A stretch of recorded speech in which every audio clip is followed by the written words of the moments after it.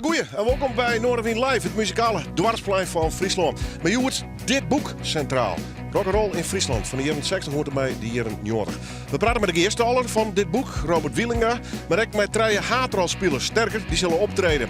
Straks daarom Sido Martens, Jacobus Zeuninga en we beginnen bij Ernst Langhout. Noorderwind Live, Noorderwind Live, Noorderwind Live, bij Willem de Vries.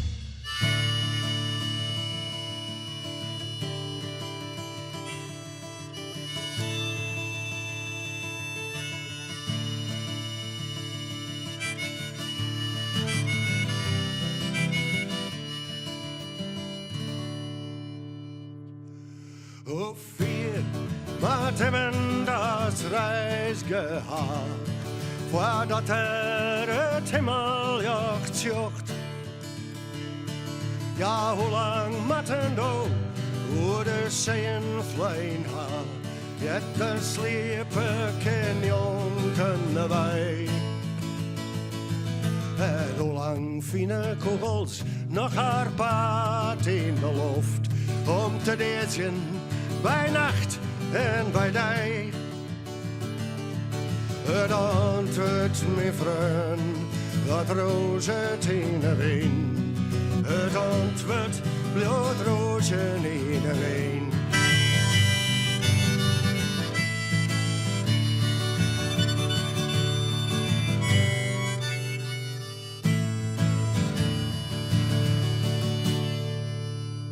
Hoe vaak stond het hem omheen in de lucht, voordat het hemeljacht zocht. Ja, hoe volle eren, maar die menska, jet er wit wat erop omrjocht. En hoe volle deren kost het nog? Jet er wit water stjet om een nacht. Het antwoord, mijn vriend, dat rozen in de wind. Het antwoord, bloedrozen in de wind.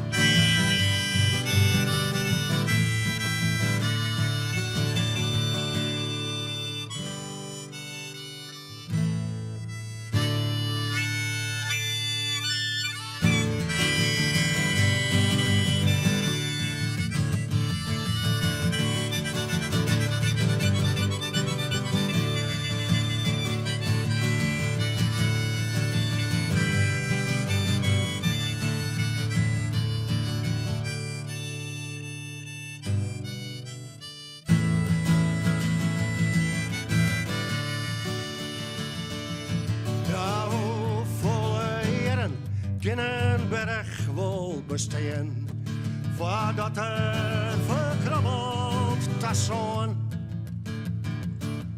En hoe volle eer kan een mens bestaan, als feesten waar breekt habon. Hoe kan je de rook van het oors ondergaan en het roken de lucht van een bron? Het antwoord, mijn vriend, dat rozen in de wind. Het antwoord, bloedrozen in de wind. Het antwoord, mijn vriend, dat rozen in de wind. Het antwoord, bloedrozen in de wind.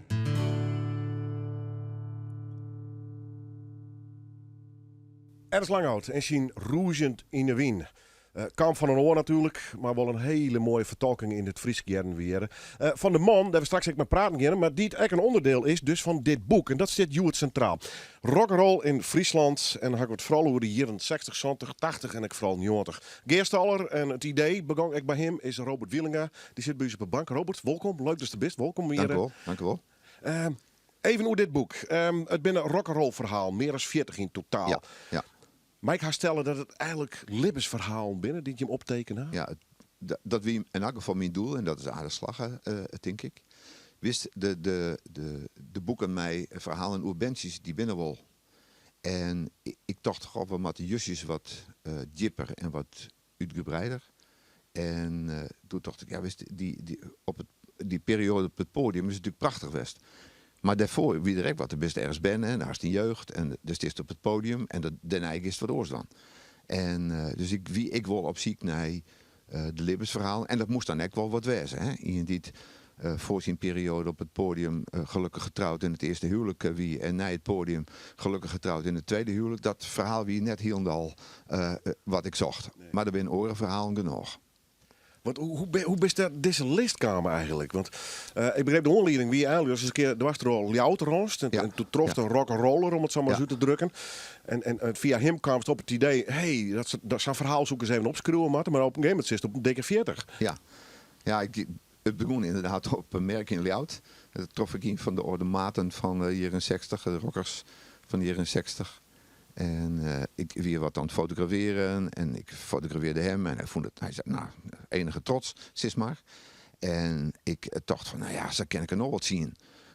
Dus als ik hier nou fotografeer en ik interview ze dan, en dat hoorde ik mooi voor mezelf, dat doe ik minstens iets met mijn foto's en verhaaltjes. Maar ik wie onderwijs naar hoes en toen dacht ik van, ja, wacht even vriend. Ik heb een geschiedenis als uitjouwer van boeken en televisieproducent. En ik had nog nooit zelf een boek schreeuwen en ik nog nooit zelf een camera in de hond.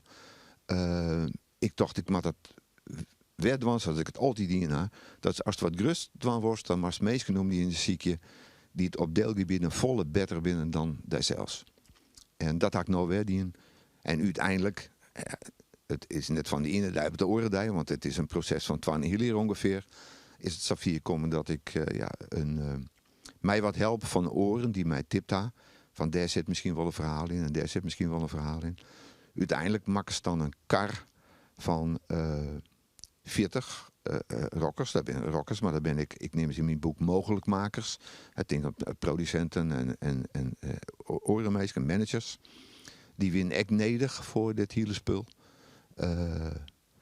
En dan maken ze een kar. En dat is nogal persoonlijk. Dat is geen democratie, moet ik je zeggen. Dat dorst alleen nog. En ik verkleer het. Achterna wil ik wel vertellen waarom. Maar ik wil net van tevoren die discussie gaan. Nee. Maar moest er heel lang over nadenken? Want dan krijg je, ik denk dat er een soort longlist best is. Van nog volle meer namen. Ja, zeker. Ik heb 4 mensen vregen. Ik hier mijn eigen listje. En toen heb ik 4 orenmeesters vregen. Die had ik mijn listje net doen. Maar ik had vregen, als ik soks dwars hoe, waar mij ik dan net vierde. Nou, die listjes die kwamen binnen en daar zit nogal wat dubbelingen in. Ik dacht, nou ja, als het 3 keer dubbel is en ik kwam ik op het listje, dan is dat denk ik wel de goede kar. Zo is het ongeveer gebeurd. Ja. Een van de mensen die erin zit en die is bezoek bij de gast, Ernst Langhout. Dat wie voor mij een no-brainer? Ja, ik hier zelf van Ernst Jet. Ik heb hem live nog nooit zien. Nee, dat is nog niet gezegd. Dat ken wel eens een keer barren vanzelf. Maar ja, wist hij, Ernst kan net ontbreken in zijn boek. Liek als er meer mensen in het boek binnen waarvan zegt, ja, wist alles wat kan, maar die kennen net uit. Hè? Nou, uiteindelijk komt dan tot die 40. En het is discutabel, dat weet ik. Maar het is nog een keer mijn kaart. En het boek is er en nou is het klaar. En we praten er straks verder over. Want we beginnen naar een optreden van de man die erin zit. Hij er erin thuis, dat mij wel duidelijk wijzen. Ernst Langhout, live in Noorderwien.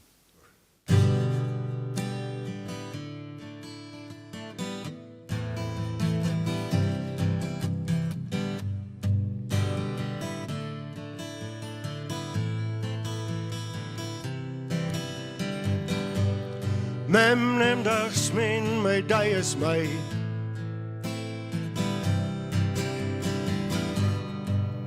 Ik jou er niet meer voor.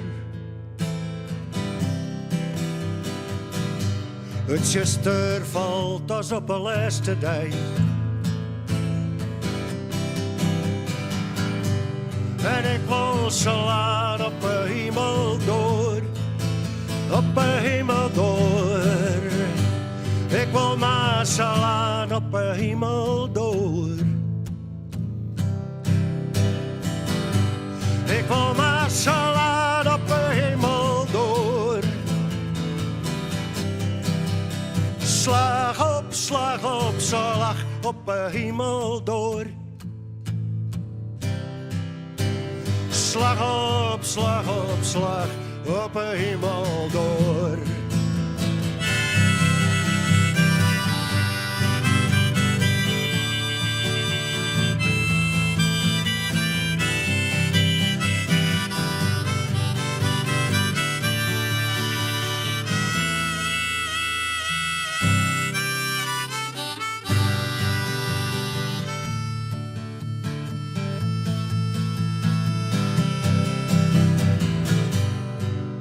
Neem ik mijn wapens mee.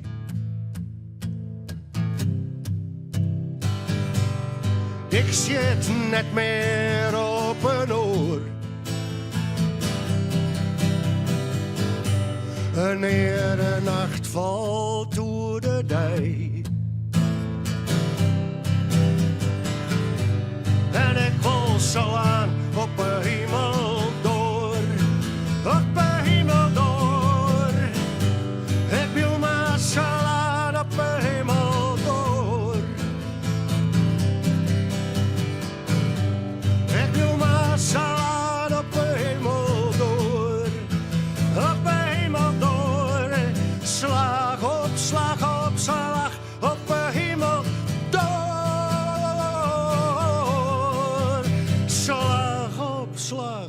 Slag op de hemel door.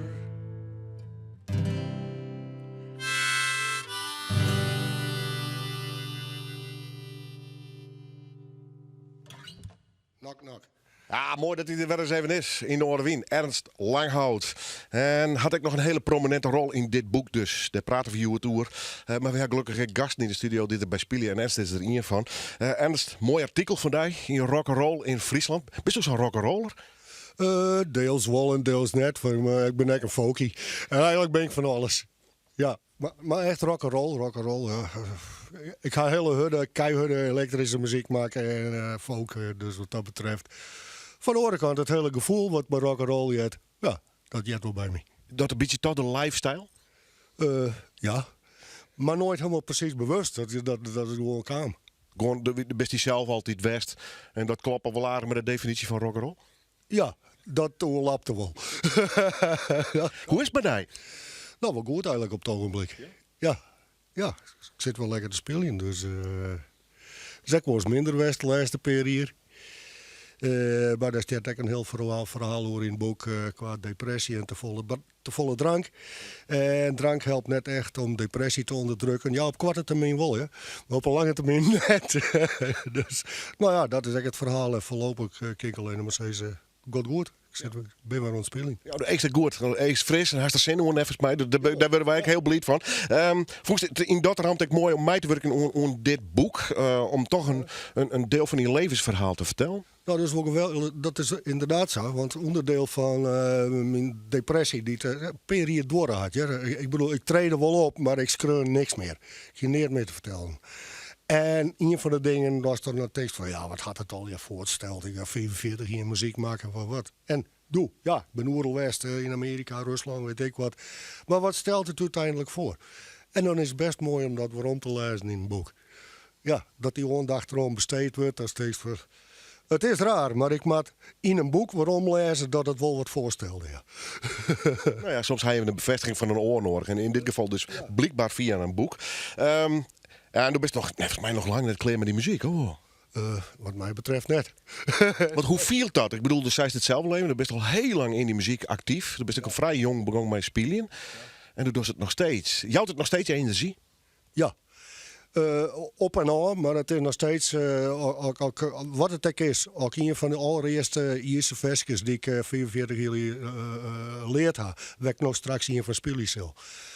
Ook die spelen, ja, het zit gewoon in de muziek. Het is er, en de kist er van alles in uitdrukken.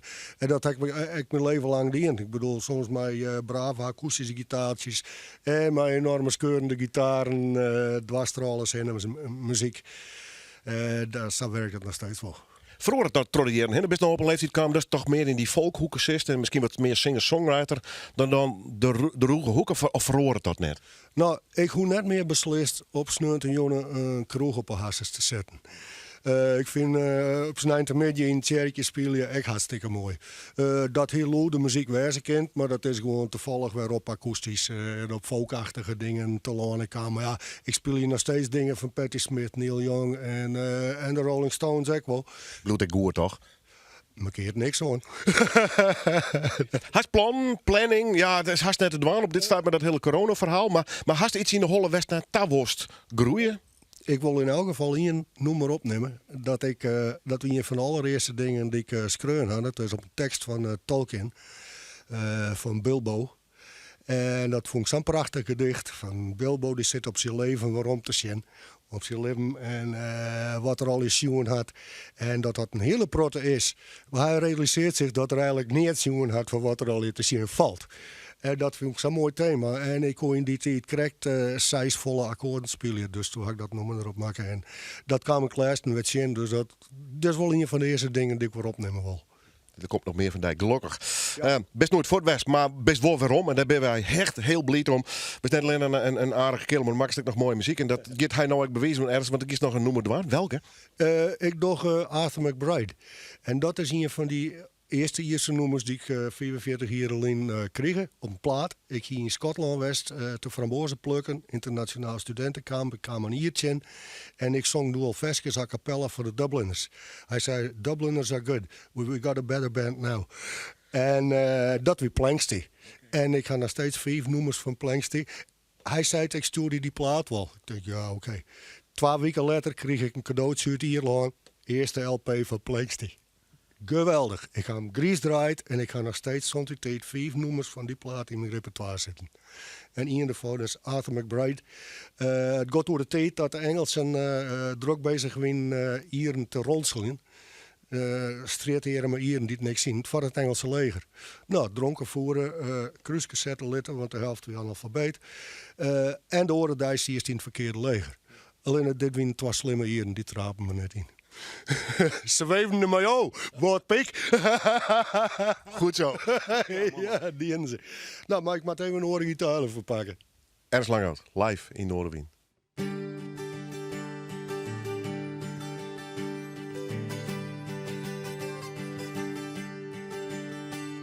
I had a first cousin called Arthur McBride. He and I took a stroll down by the seaside and second good fortune that might bring the tide. 'Twas just as the day was a-dawning, and after resting we both took a dram, and we met Sergeant Harper and Corporal Crumb besides the wee drummer who beat up the camp with us rowdy-dowdy-dow in the morning.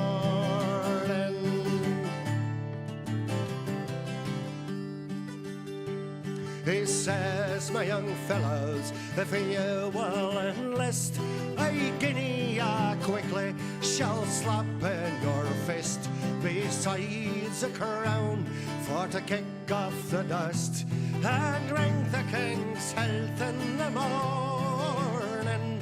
Had we been such fools as to take the advance, the wee bitter morning we'd had the run chance for to think it no scruple to send us to France, where we will be killed in the morning.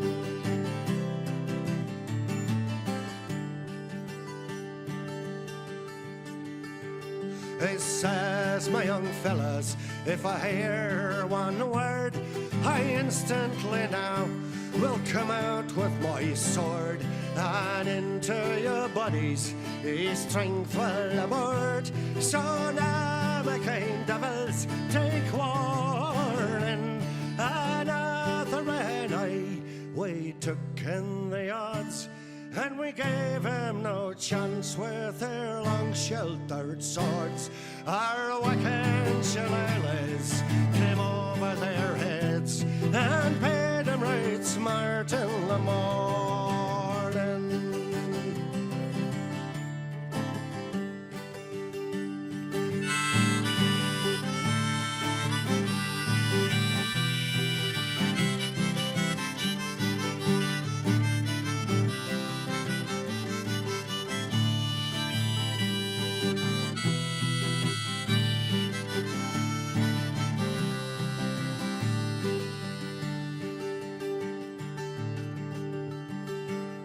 As for the way drummer, we rifled his pouch and we made a football of us rowdy-dowdy-dow and into the ocean to rock and to roll and bade him a tedious return. As for the old rapier that hung by his side, we flung it as far as we could in the tide.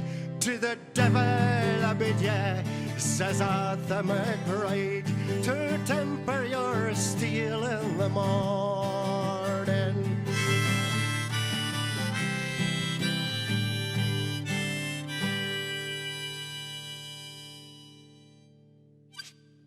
Ja, goed om Ernst Langhout hier weer live in de studio te hebben.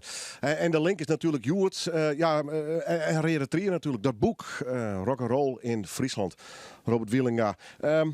Welke verhalen en meestal wist u zelf het meest nieuwsgierig naar? Nou, ik ben... mijn jeugd die leidt in de jaren 60 en begin jaren 70. Daar wie ik wel nieuwsgierig naar zelf. Maar sommige verhalen... wist ik echt wel een beetje. Dus hoe verder dat komt in de tijd, als de zelfs net meer zo actief mij de muziek dwanden best, ja, mij die eigen muziek dwanden best, maar net meer nee, maar de nieuwe muziek, dus meer de muziek van mijn sons, zeg maar. Daar weet ik hartstikke nieuwsgierig. Nee, want ik beschouw hier in elk geval de mannen van de jaren 90 als de rockers van hun tijd. Dat is heel bewust dingen, hè? Want met rock'n'roll dan denken we natuurlijk al hier rond het genre. Maar dit gaat veel meer over de lifestyle rock'n'roll. Hè? Ik vind rock'n'roll is een levenshouding. Ja. En als dat door rock'n'roll muziek was, dan moest ik is me ook wel eens vragen, wat is die definitie daarvan? Ik zei, ja, rock'n'roll muziek is muziek die je ouders niet mooi vinden. Punt. Ja. Dat is de meest kwatte geervetting. En welke muziek vond je mooi werd in ouders nou, toch een redelijke afkeer van hier? Oh, nou, of is net zo'n scherpe smaak destijds? Nou, mijn ouders die wien ik toch wel redelijk muzikaal minded, zeg maar. De Beatles kon wel, maar de Stones kon eigenlijk niet, wist toch? Dat weer een lied verschiltje. Ja. En voor mij konden ze beide trouwens. Ja, maar voor de oude de lengte van het hier vooral, denk ik. Hè? Ja, ik nog, denk ik. Ja, misschien ik wel, ja. En die smarige beatmuziek, hè? Dat valt wel een beetje tijd, hè? Okay. Ja, dat weten die nooit. Misschien, maar die van mij, die kon wel een beetje hebben, ja. De jaren 90 worden erin omskreun en er worden een aantal rock'n'rollers naar voren halen. Waaronder Erik Amsterdam en Martijn Engbringhoff. En die laatste is ik nog collega, een vaste meewerker onder dit programma, Martijn. Maar dat doe ik staan maar op in zijn boek. Hoe vies dat? Nou, wat er ook in staat, we hebben nooit echt voor het voetlicht willen treden. Het was altijd wie we waren, vonden we altijd minder belangrijk. Dus ik vind het ook wel een beetje, ja. Wat ongemakkelijk, bijna? Ja, nou, aan de ene kant wel. Aan de andere kant is het wel leuk, omdat de bedoeling van het boek, ook wat Robert zegt, is ook van die kant laten zien. En natuurlijk, wij waren rock'n'roll. Iedereen was rock'n'roll op zijn eigen manier. Ja. En wat Robert zegt van dit rock'n'roll is de muziek waar je ouders een hekel aan hebben. Dat geldt voor ons zeker wel. Maar wij wilden gewoon... het was gewoon een hele andere kant van het spectrum waar wij dan zaten. Ja, wat maak je hem precies? Kijk, is het dus heel goed definiëren? Het was... toen heette het hardcore of gabber of wat dan ook. Gewoon de hardere muzieksoorten. Ja. Dus wat de rock'n'roll voor ons aan was, is het gewoon de pure... dat is de kracht van housemuziek natuurlijk. Ja. De anonimiteit aan de ene kant. Maar aan de andere kant was het natuurlijk ook wel weer cool als mensen wisten wat je deed en wie je was. Natuurlijk was dat stiekem ook wel weer heel leuk. Ja, maar je kwam net op die grote parties. Nou, Erik wel. Hè. Erik Amsterdam. Absoluut wel. Want dat is altijd een beetje... Dat is degene geweest die het live gebeuren deed. Het was de DJ. En jij was met de producer? We hebben allebei. We hadden allebei echt onze eigen taken. Dat heeft jarenlang ook heel goed gewerkt op die manier. Ja. En net alleen in Nederland, maar internationaal. Ja. Altijd een grote belangstelling voor je werk geweest, hè? Ja, we kregen... Ja, kijk, we zaten bij ID&T. En ID&T is gewoon grondlegger van de meer vercommerciëling van de housemuziek natuurlijk. De enorme feesten, dat soort dingen. En er werd over de hele wereld, we kregen natuurlijk royalty statements. En dat was altijd heerlijk om dat door te bladeren van waar worden die platen nou precies verkocht. Waarom ermee stoppen uiteindelijk? Ik denk, het werd sowieso minder, die hele beweging. dit is eigenlijk een hele lastige. En op een gegeven moment, kijk, Erik Amsterdam, laten we eerlijk zijn, we zijn begonnen omdat Erik Amsterdam, die dacht van, verdorie, dit moeten wij ook kunnen. En ik was handig met computers en wij konden dat. En hij was echt de stuwende kracht. En Erik had en heeft veel ambities op het gebied van housemuziek. Dus ook de platenzaak in Sneek die hij en zijn broer hebben. Dat was hun leven. Echt volledig. En voor mij werd het op een gegeven moment minder. Waar we natuurlijk ook veel last van hadden, is piraterij. Gewoon op het moment dat mp3'tjes en zo inkwamen, dan zag je gewoon dat het instortte. En als je dan... We waren heel jong toen we begonnen natuurlijk. En dan ben je 20 of 21. En dan is het van, dan moet je wel de keuze gaan maken van, jongens, wat gaan we doen? Het is een enorm risico om nu door te gaan. Dan moeten we switchen naar een andere muzieksoort, waar dan misschien je hart op dat moment minder ligt. Nou, toen heb ik ervoor gekozen om een opleiding audiotechniek te doen. En toen ben ik bij Omroep Friesland terechtgekomen. Maar Erik Amsterdam is en zijn broer zijn tot op dag van vandaag zijn zij volledig ook met housemuziek bezig nog. Dat is fantastisch. Maar rock'n'roll, toch eigenlijk net rock'n'roll te wijzen dus. Dat is het een beetje. Hè, Nou ja, weet je, ik kan me nog het moment herinneren dat jij in 1997 of zo voor Popscore bij ons langskwam. En dat je, waar tref je aan? 2 jongens op een slaapkamer die teringharde muziek maken. Dat was natuurlijk geweldig. Dat is ook rock'n'roll, dat is underground. Ja. Zo zagen wij dat. Robert, de heer Njord valt al even. Martijn en zijn maat, dat weer natuurlijk mooie voorbeelden van hoe dat werken met gabber, hardcore. Had zelf daar wat van mij gekregen? De house, de trance of de hip-hop? Of wie is meer taskoger van dat fenomeen? Ja, daar wie ik wel taskoger, want ik wie de heid van band die er wel wat mee in. En die kwamen met die beatmuziek En onder. die kwamen om mij die muziek. En die begrepen trouwens ik wel dat misschien net heel wel heidsie muziek weer. Maar het respect wie er net minder om. Hè? Wist, ik kan me heel goed voorstellen dat als je jong bent en hast kozen, kiezen er het voor. En daar hast het gevoel, ik ken daar wat mee, of dat doet mij wel wat. Ja, dan mag er ik voor gaan, vind ik. Dat die ik in mijn tijd. En ja, ik hoor van gepassioneerde mensen. Is maar. En als dan naar het boek jost, die gepassioneerde mensen, die door ik vaak wat oors mij hun lippen. Of hun lippen is justjes een beetje oors als oren. En of dat nou op de zolderkamer is, of het is volle meer naar boeten op een podium, maakt het voor mij net zo'n soort uit. De creëert wat. En dat brengt het naar boeten. Nou, daar hast al durf voor nodig. Rock'n'roll of net? Hij draait al heel lang mee. En ik zeg hem straks, ik vraag hoe rock'n'roll hij zichzelf vindt. Hij staat wel in het boek namelijk. En hij had een van zijn muzikale maten meenam. Dit is Sido Matters met Hubert Heringa.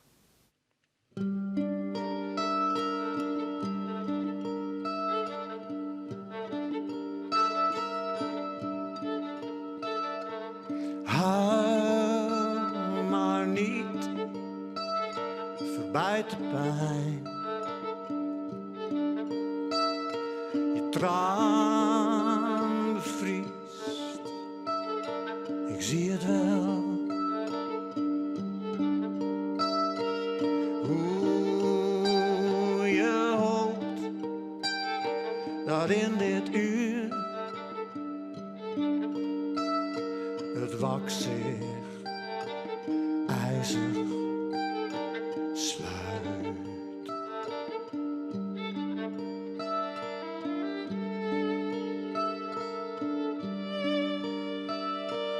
Op de brug keek ik naar jou en zag je daar in winterjas. Het straatlicht boog zich naar je toe.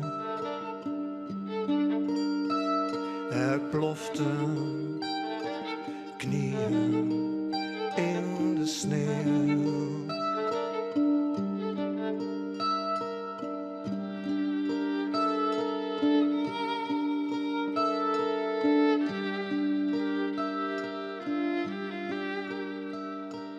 Bij het meer zag ik je weer.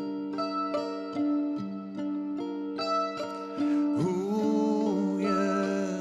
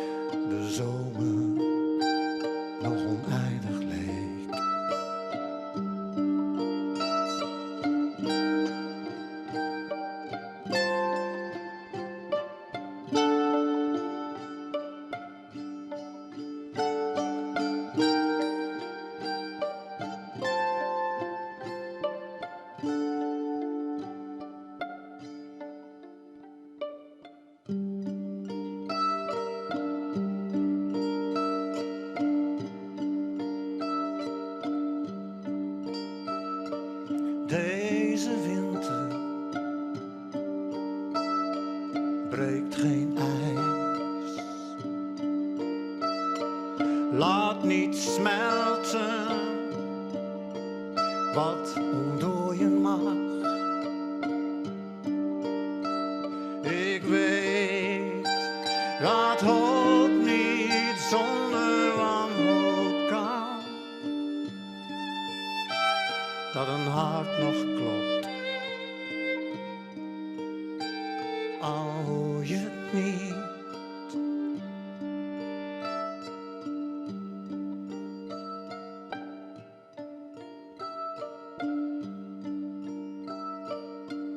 Adem sliert,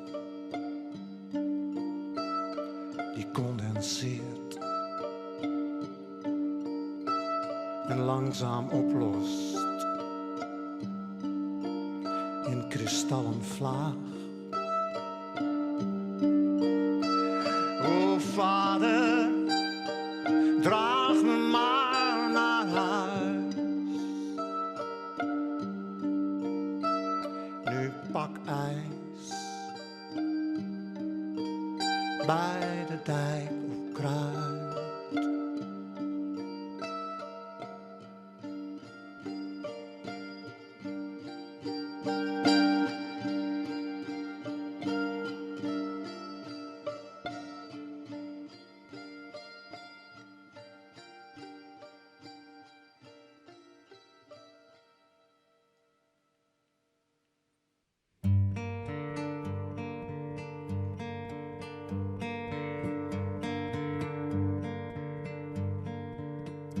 In de straten waar ze liep, rust haar voetstap nu voorgoed. Aarzelt wind bij elke hoek en blaast een lieve zoete groet. Als ze zacht de hemel raakt en haar ogen open doet, ziet ze waar ze is beland en weet, nu is het goed. Ver verwijderd van het lot kwam ze door de koude lucht, zwierde langs het strandpaleis, voor het zuigenzand gevlucht.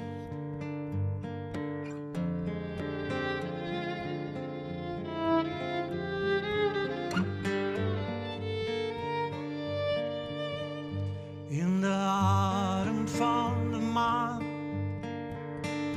liep ze zwijgend door de stad, waar haar huis nu onbewoond alleen maar zwarte ramen had. Ging ze huilen op het plein, onder lindenbomen groen, zocht ze kleuren in het licht van die herinnering aan toen.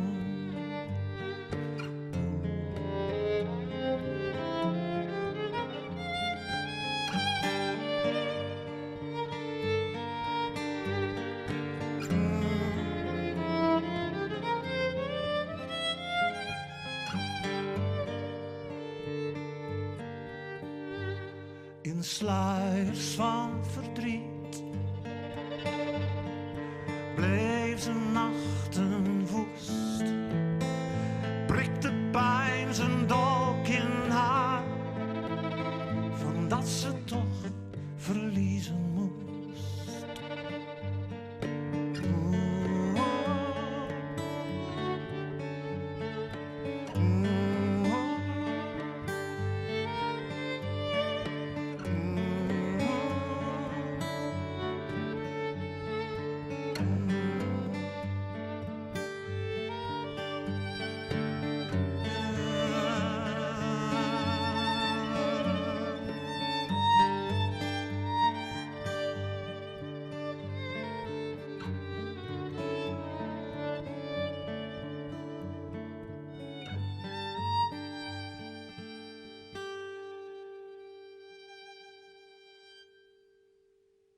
Ja, dit neemt me een beetje old school ook. En dat is mijn heel groot respect, hè, want ja, we hier door dat boek. En dan gaan we straks nog verder over praten. Rock'n'roll in Friesland. Hier in het 60, gewoon maar hier in 90. Maar ja, dan komt mijn gast Sido Martens. Ik maak zijn eigen boek nog gewoon. En dat gaat, volgens mij worden hier in 70 nog. 73, fungus, rock'n'roll, pinkpop, Sido Martens. Hoe rock'n'roll bist u? Nou ja, net zo bot rock'n'roll. In de Bennewijn weet ik misschien rock'n'roll, terug dat maar nee, ja, wat is rock'n'roll, hè? Wat is rock'n'roll nou helemaal? Nee, ik zou het net weten, Willem.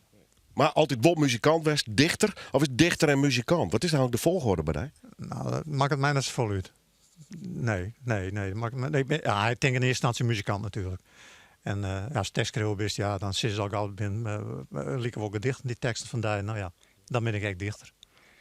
We hadden je het boek Rock'n'Roll in Friesland, maar dan best ik zelf mijn boek uitkom.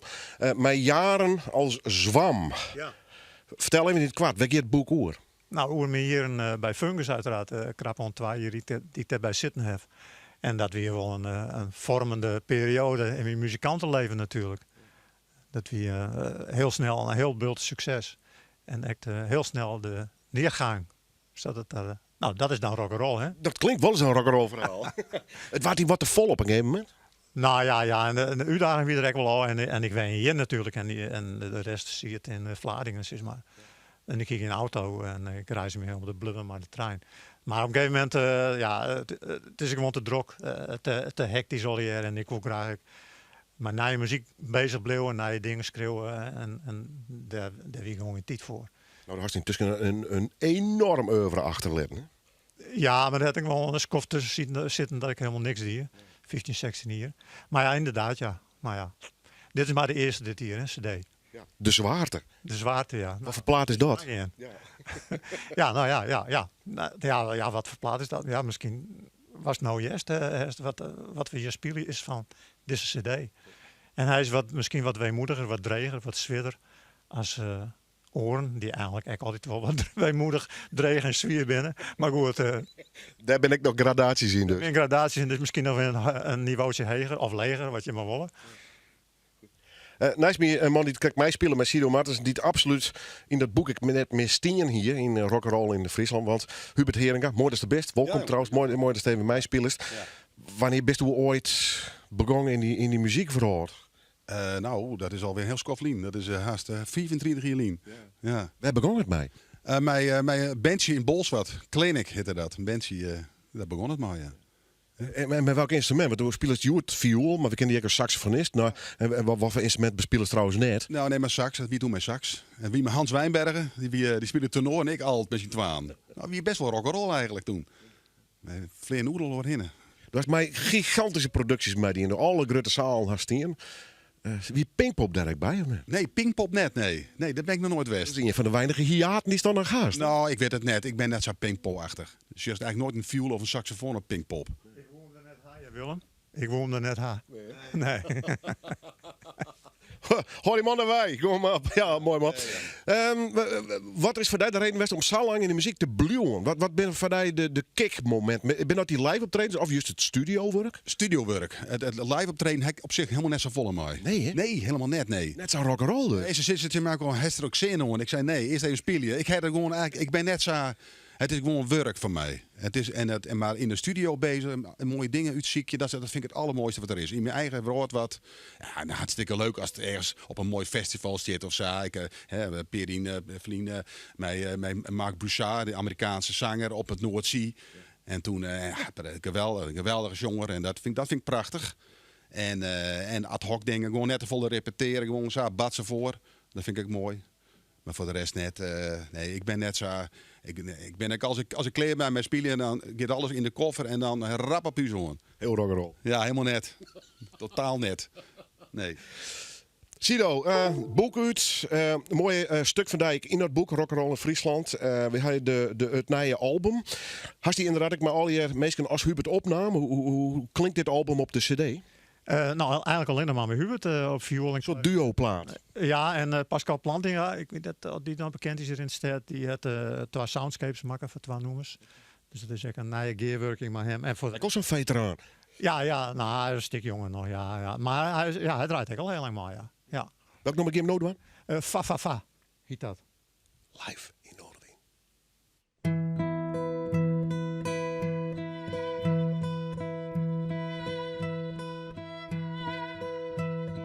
Hartzeer lied, de moeder gaat weg van hem en bij hem vandaan. Rood en waar gloeide zijn wang, tranengloed van zwanenzang.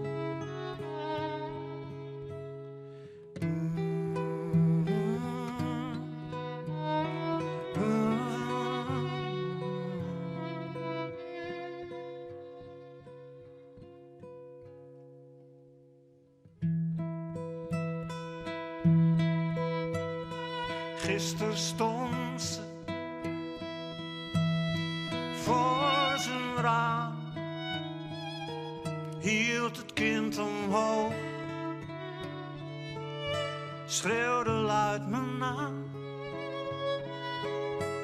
Het huis bleef stil, zijn liefde zweeg. De vogel vloog en het nest bleef leeg.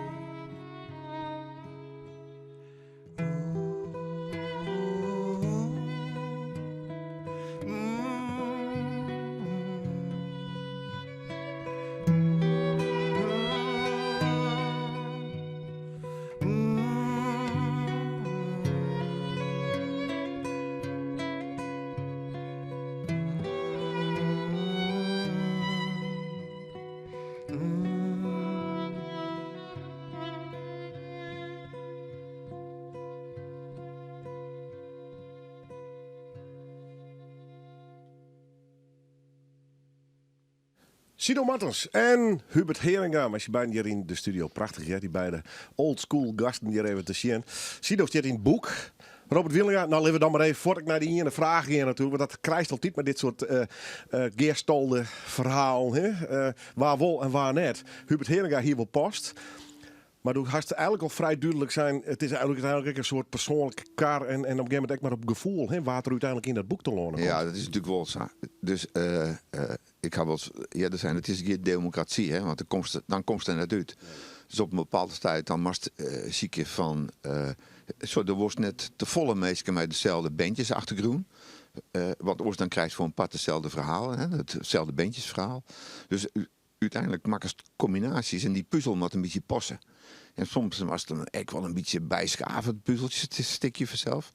Maar uiteindelijk moet het passen. En het moet wel de breedte, moest wel de breedte onjan van het soort muziek wat er spelen waard in die tijd. En dan moest ik nog een keer zorgen dat de libbesverhalen van de meesten, die moet echt interessant genoeg geweest voor het boek. Het is natuurlijk wel een soort statement, hè? Want de lijst het vast. Het is ook een shockboek, het is een mooi boek, het is een duurboek met mooie fotografie.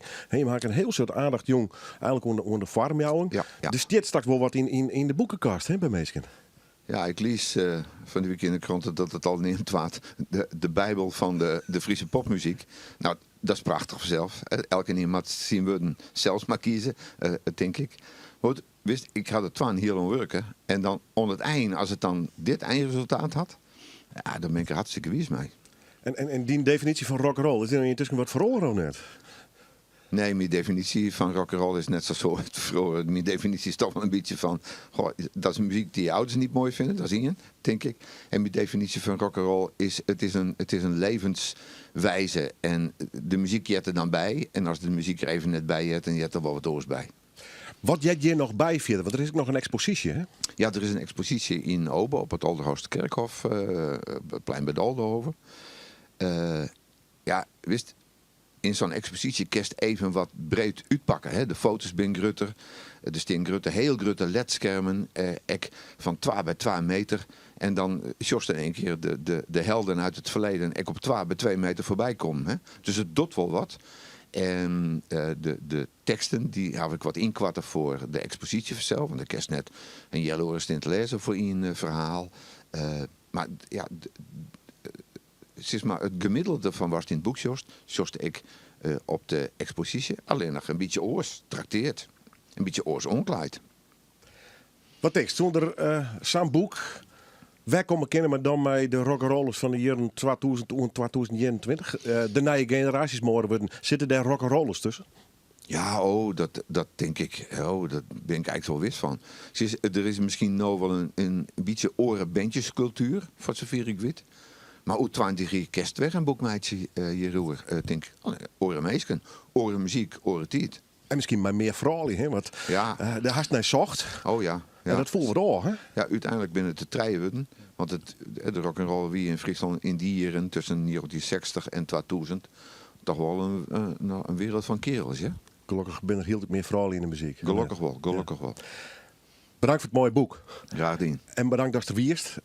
Mijn heel soort plezier naar die verhalen luisteren en de verhalen in het boek lezen. Intussen ik ga ze nog net al hier maar dat komt vast wel. Blijf lekker zitten, want we gaan naar het laatste optreden. Hij stiert ook in het boek, maar hij had een maat met hem naam. En dat is een heel verhaal wat te vertellen. Ik hoor zijn eigen skruwsels, om het zo maar eens uit te drukken. Jan-Kobus Sunninga, nou live in Noorderwind, together met Dick Vestdijk.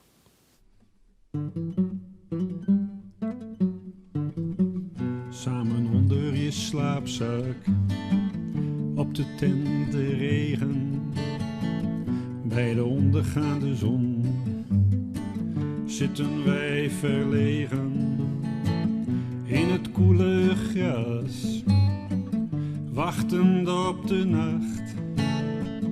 Dat ene liedje heeft jou even bij mij teruggebracht. Zweef maar mee met het ene liedje. Zweef maar mee, het is gemaakt voor jou en mij. Zweef maar mee, dit ene melodietje roept meer op dan je vermoeden kan.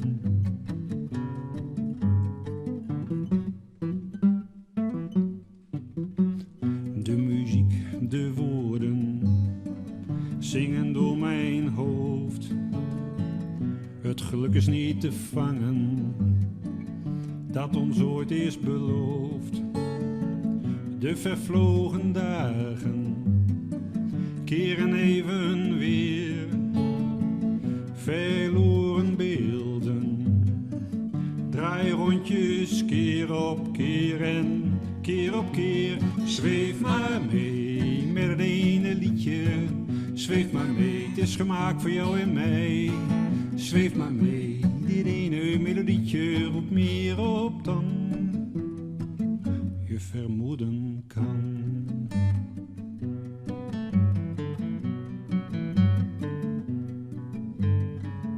Ja, dat ene liedje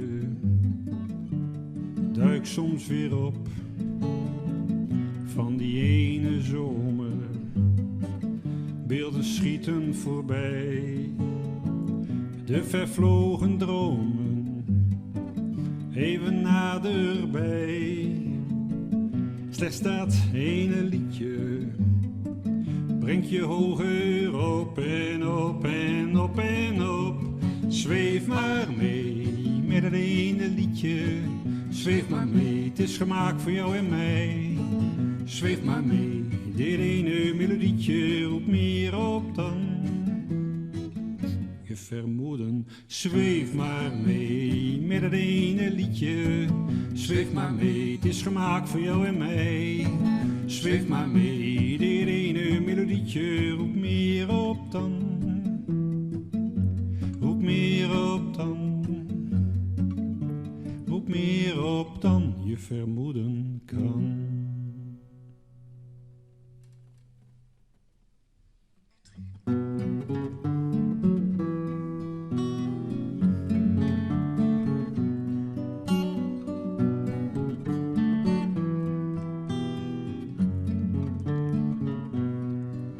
De straat, het huis, de autopit, te zien op een vale print. Buurvrouw schilde in de zon, naast haar een lachend kind. Gevangen in beelden, verkleurd door de tijd waarin het langzaam verdwijnt.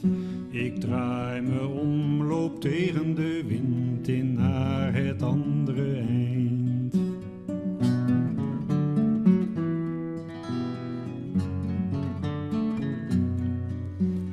Hier kijk ik over de zee tot waar het dalen begint. Daarachter, daaronder glij ik heen als door een labyrint. Tot daar waar verlangen eindigen zal, waar rust heerst als bij het begin. Ik draai me om, klim omhoog, verdwijn in de wind.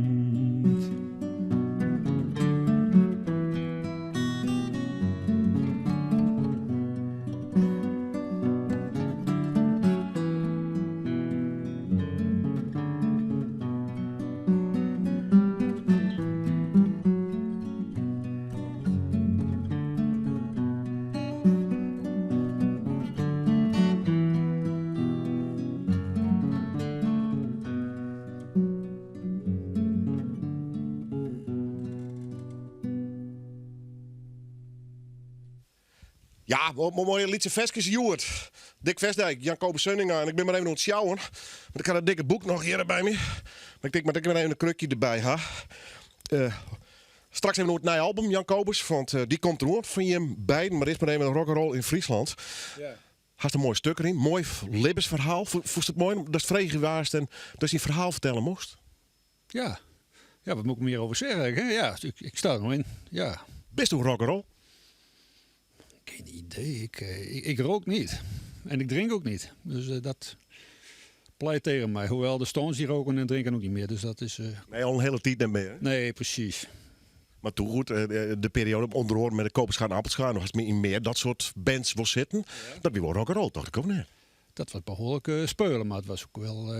ja, dat is ook een schoolreisje eigenlijk. Dus, maar ja, het was ook wel rock'n'roll inderdaad. Ja.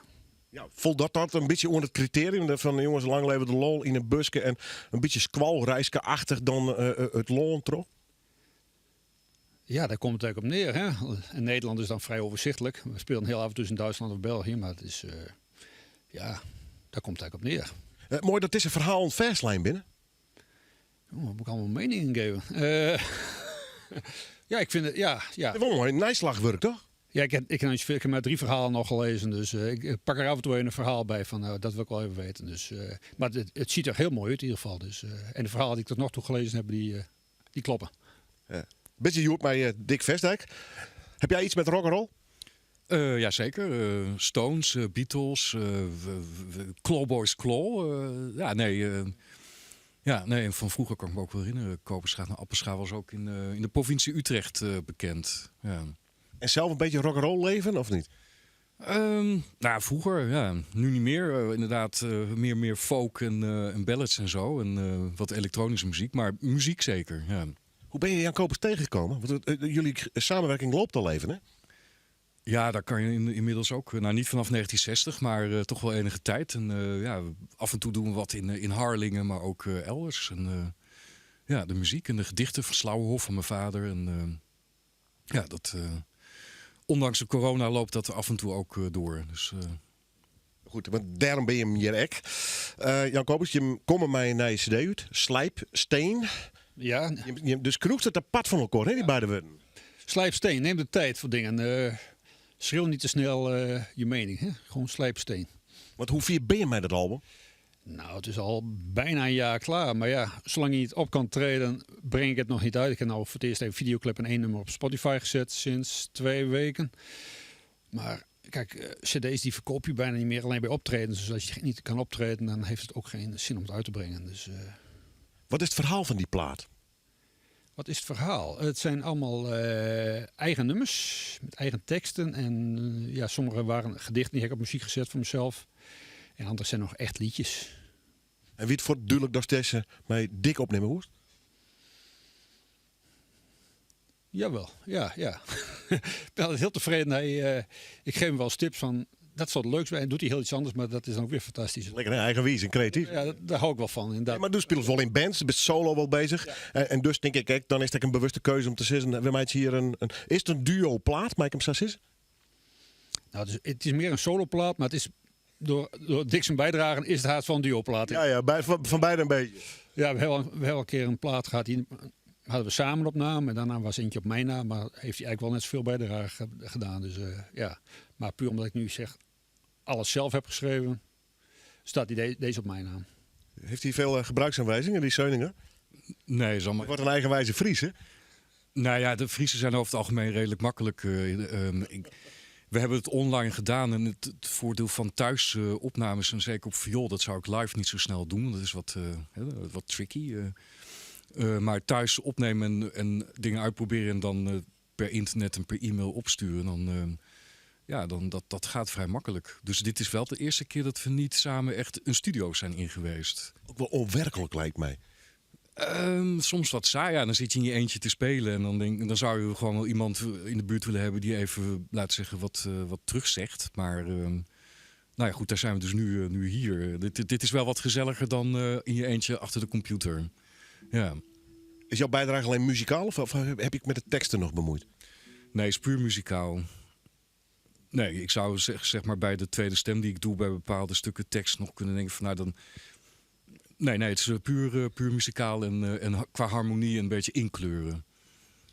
Na je album dus. Mat nog uitkomen. Highlight clear, is clear, slijp, steen. Ik zit even met nadruk als 2 woorden in ieder geval. Was al iets te plannen of dus Jos wel Jan Kobus? Nou, ik denk eerst in januari of zo ongeveer nog 1 nummer weer op Spotify en even een clip bij maken. En dan zien we wanneer de boel weer open gaat.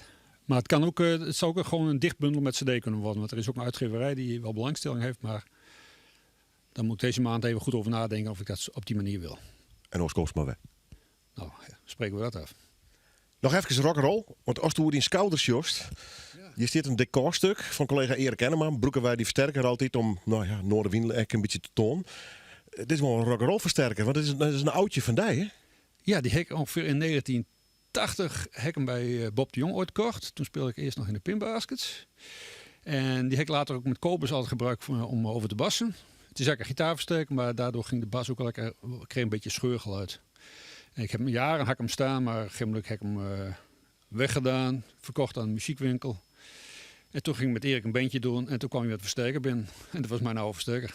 En hij zit hier nog steeds? Hij leeft nog steeds, ja. Dat is wel een beetje rock'n'roll, toch? Er zit een heel mooie galmveer in, die hoor je bij sommige solo-opnames ook heel mooi terug. Eindigen we toch weer met rock'n'roll. Het weer een beetje de redeline Joert, met de gasten en de verhalen rock'n'roll in Friesland. Mooi chokboek met hele mooie levensverhalen en mooie foto's. Ik zeg alvast bedankt voor het zien en het hartje. Dit weer Noorderwien live. En we krijgen nog natuurlijk een optreden van Dick Vestdijk en Jan Kobus Seuninger. Je live in Noorderwien.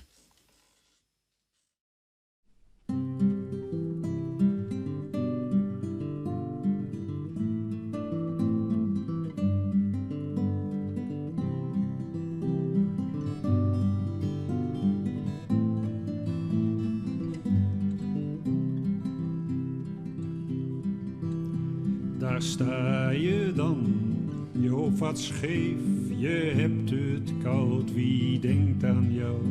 Je dwaalt nu rond op verloren grond, de aarde is koud en hard voor jou. Een vis neemt je mee voor het laatste maal, hier vergroeit maar geen onthaal.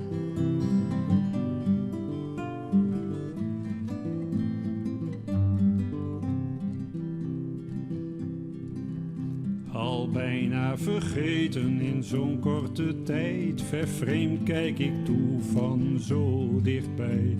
Ik hoor je verhaal, waar moet je heen? Verbittering spreekt uit je gezicht. Een vis neemt je mee voor het laatste maal, hier vergroeit maar geen onthaal.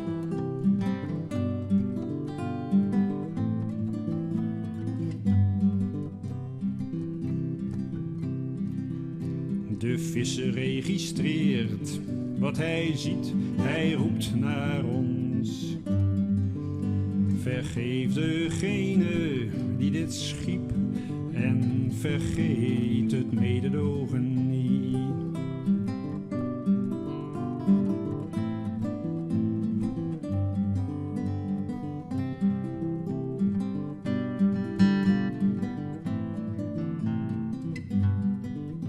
Een vissen neemt je mee voor de laatste maal.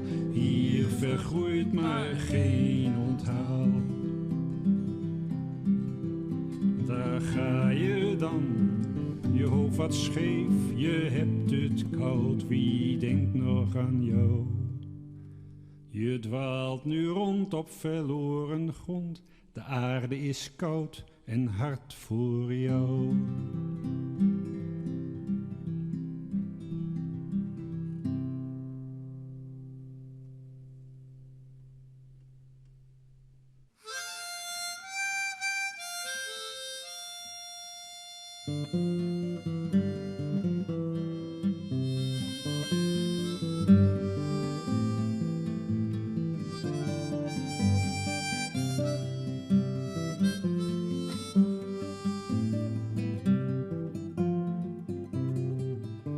Theresa weet het beter. Ze is voor jou en iedereen een humane menseneter. Ze helpt je als geen een. Al komt het ongelegen, ze gaat er met je heen. Theresa kent de wegen naar wat verleden scheen. Wees niet bevreesd voor wat je altijd wilde zijn, schat. Wees niet bevreesd voor wat je altijd wilde zijn. Wees niet bevreesd voor wat je altijd wilde zijn, schat. Wees niet bevreesd voor wat je altijd wilde zijn. Ze zegt je te vatten, maar ze wil alleen je smart.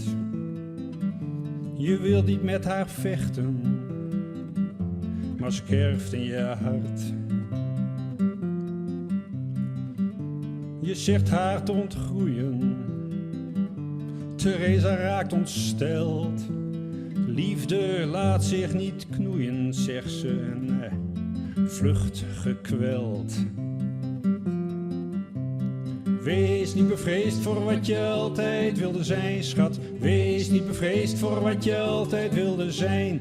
Wees niet bevreesd voor wat je altijd wilde zijn, schat. Wees niet bevreesd voor wat je altijd wilde zijn. Wees niet bevreesd voor wat je altijd wilde zijn, schat. Wees niet bevreesd voor wat je altijd wilde zijn.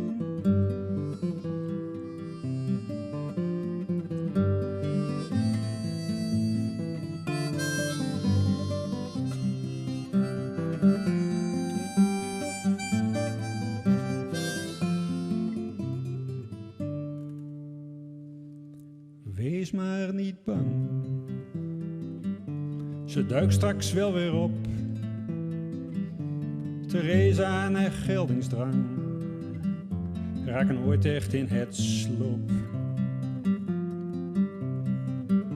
Ja, Theresa weet het beter, ze ziet alles van bovenaf. Ze is een miezebedweter en haar liefde is een straf. Wees niet bevreesd voor wat je altijd wilde zijn, schat. Wees niet bevreesd voor wat je altijd wilde zijn. Wees niet bevreesd voor wat je altijd wilde zijn, schat. Wees niet bevreesd voor wat je altijd wilde zijn.